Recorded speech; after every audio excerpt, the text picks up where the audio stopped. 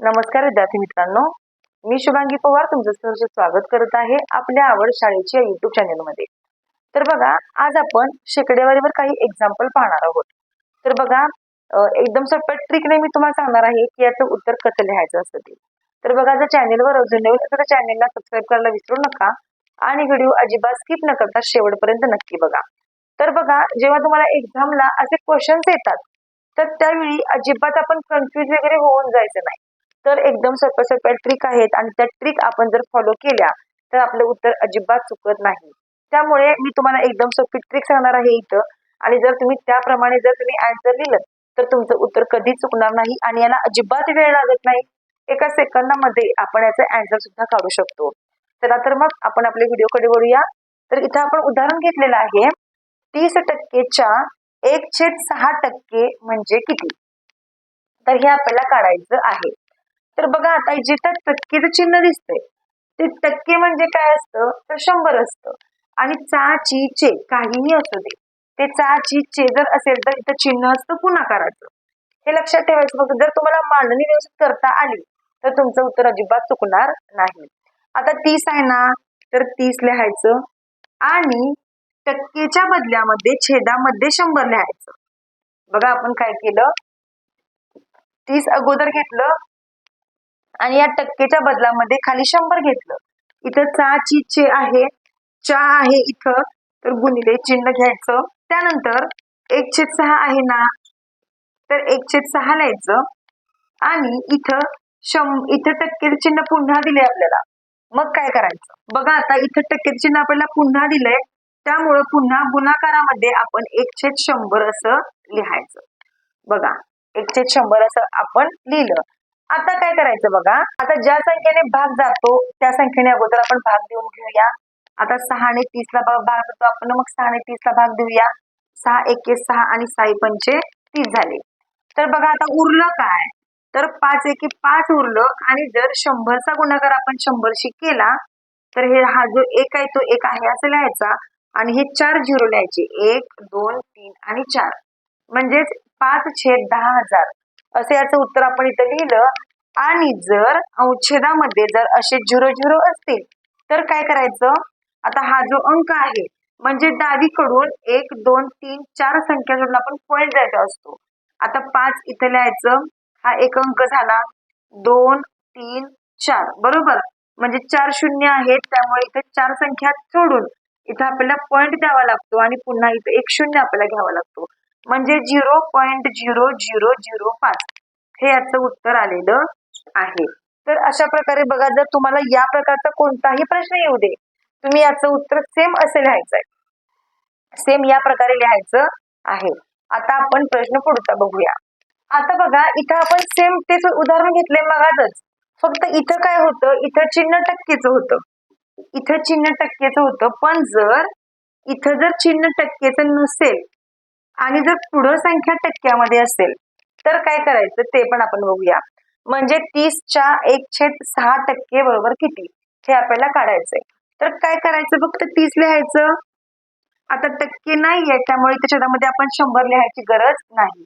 गुणाकार चाचीचे म्हणलं की गुणाकार 1/6 पुन्हा आहे तसं लिहायचं आणि इथं टक्केचं चिन्ह आहे, पुन्हा गुणाकार करून 1/100 असं लिहायचं. आता बघा, या 6 ने आपण 30 ला भाग घालूया. 6 एके 6 आणि 6 पंचे 30 झाले. आता बघा, वरती हे 5 लिहायचं, छेदामध्ये 100 आहे ते 100 लिहायचं आणि काय करायचं, फक्त इकडून उजवीकडून आपल्याला 2 संख्या सोडून आपल्याला पॉईंट द्यावा लागतो. म्हणजेच 1 आणि 2 हे 2 शून्य आहेत, म्हणून इथं आपण 2 संख्या सोडून इथं आपल्याला पॉईंट द्यायचा आणि इथं पुन्हा 0 लिहायचा, म्हणजे 0.05 हे आपलं उत्तर आलेलं आहे. तर अशा प्रकारे बघा, जर इथं चिन्ह टक्केचं असेल तर काय करायचं आणि जर नसेल तर काय करायचं ते पण तुम्हाला मी इथं सांगितलेलं आहे. तर आता आपण बघूया की पुढचं एक्झाम्पल बघूया. आता इथं आपण एक्झाम्पल घेतलेलं आहे, 150च्या 2/5% अधिक 140च्या 5/7% म्हणजे किती. तर हे आपल्याला लिहायचं आहे. जर तुम्हाला एवढा मोठा प्रश्न आला तरी सुद्धा इथं काही घाबरून जायचं नाहीये. जसं आपण मगाशी आन्सर काढलं सेम त्या प्रकारे इथं आपल्याला आन्सर काढायचा आहे. बघा, जर तुम्हाला व्हिडिओ आवडत असतील तर नक्कीच लाईक करत चला व्हिडिओला आणि कमेंट सुद्धा करत चला की तुम्हाला माझे व्हिडिओ कसे वाटतात. चला तर मग पुढचं आपण एक्झाम्पल हे पाहत आहोत. तर एकदम सोप्या पद्धतीने तुम्हाला सांगणार आहे मी. अगोदर आपण काय करूया, याची मांडणी खाली व्यवस्थित करूया.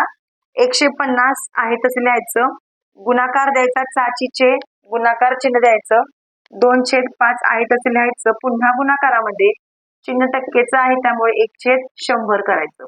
आता इथं प्लस चिन्ह आहे त्यामुळे प्लस चिन्ह द्यायचं, 140 आहे तसं इथं लिहायचं, पुन्हा गुणाकारामध्ये हे 5/7 आणि इथं चिन्ह टक्केचं आहे त्यामुळे गुणाकारामध्ये 1/100. तर ही सगळी मांडणी पहिल्यांदा व्यवस्थित आपल्याला आली पाहिजे, मग आपण आन्सर पटकन काढू शकतो.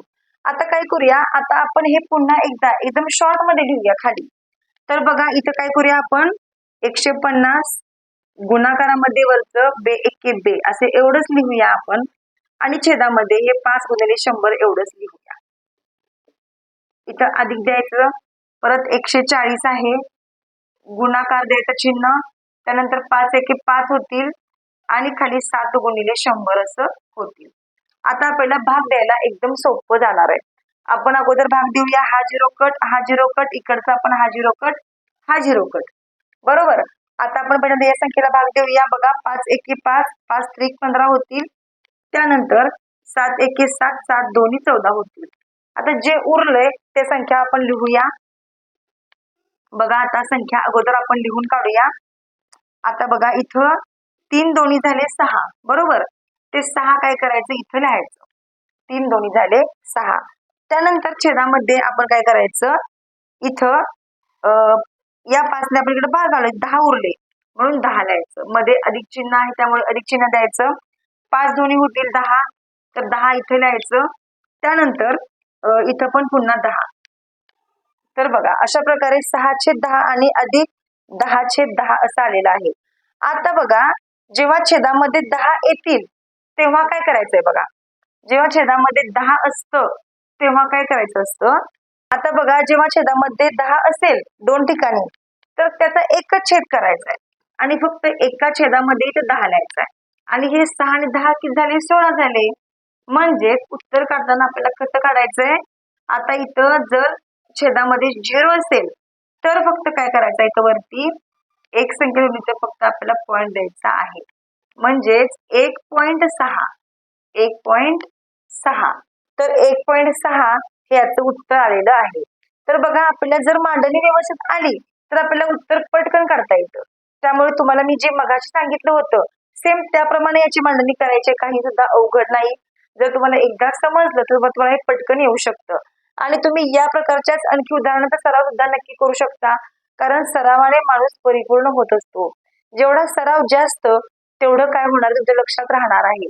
त्यामुळे जास्त प्रॅक्टिस करा, जास्त सराव करा, त्यामुळे तुम्हाला हे कधीच विसरणार नाही.